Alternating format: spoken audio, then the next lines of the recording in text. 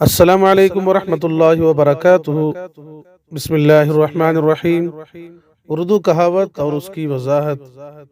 آج کی کہاوت ہے، آب آپ کر مر گئے، سرہانے دھرا رہا پانی۔ اس کہاوت سے غیر ملکی زبان بولنے والوں پر طنز کیا جاتا ہے۔ مقصد یہ ہے کہ ایسے لوگوں کے سامنے غیر ملکی یا وہ زبان بولنا جسے وہ نہ سمجھتے ہوں نادانی ہے۔ اس کہاوت سے متعلق ایک چھوٹی سی کہانی ہے کہ ایک مرتبہ کوئی شخص تعلیم حاصل کرنے کے لیے کابل گیا۔ فارسی کی تعلیم حاصل کرنے کے بعد اپنے ملک میں آ کر بیمار ہو گیا۔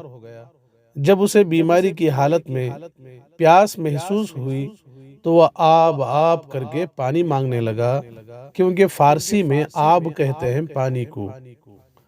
گھر کا کوئی بھی شخص یہ نہ سمجھ سکا کہ اسے پانی چاہیے۔